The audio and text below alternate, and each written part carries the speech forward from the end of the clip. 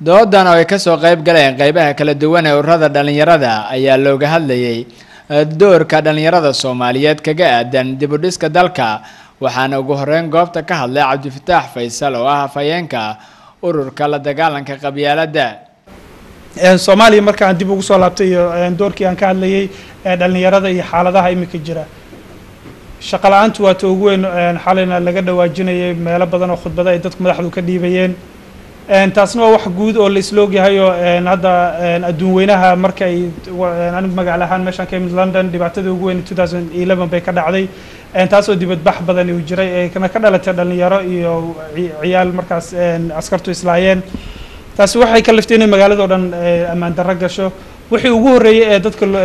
dawladda lagu saalay waxay ahayd shaqo la'aanta baahsan ee haysa dhalinyarada inay u sahasho inuu wadanka dhibaatadan galo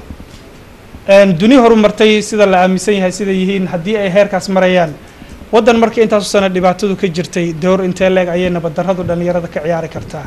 qofku markuu waqti hayo hadduu waqtigiisii si wanaagsan aan loogu meelaynin sidii uu rabay uusan u helin waxa uu sahlanaanayaa inuu ka qayb qaato wax walba oo markaas socday maxaa yeelay qofka da'da energy buu hayaa xilli waxa jirto uu jecel yahay xitaa dhibab qaarkood marka qaarkood iyadoo aysan ka ahayn in sami ka jirto laakiin 17 jir sida jurata inaad ka jeceshay inaad wax foodaysid wax dhibtid haddii marka fursad lagu siiyo ina lagu sii sahlo wixii oo dhib uusan jirin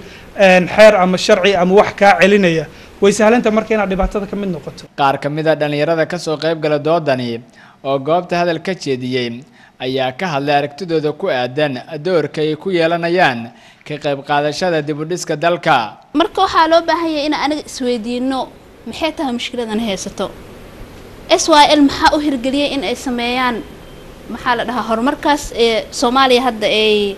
aan ku naawileyno anaga maxaa noo diiday inaan horumar sameeyno waxbarasho fiican ah haysanaa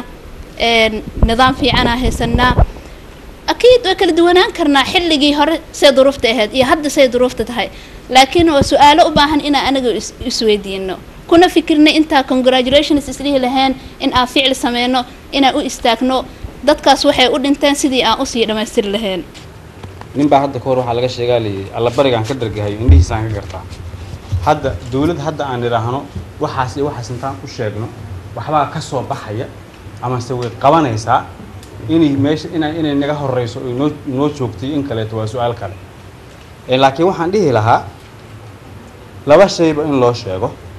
كو بدوادن كشغالة سنت واحد أيوة مسؤول ككين قفك الشقين أيوة وسارت كشقين هي أما وكالات كشقين هي أما حفيز دولة كشقين هي وينو هذا قفل قد دورته أقول تيسا يتيريس عبد الفتاح حسن فرح يونيفرسال TV مقالة مقدشو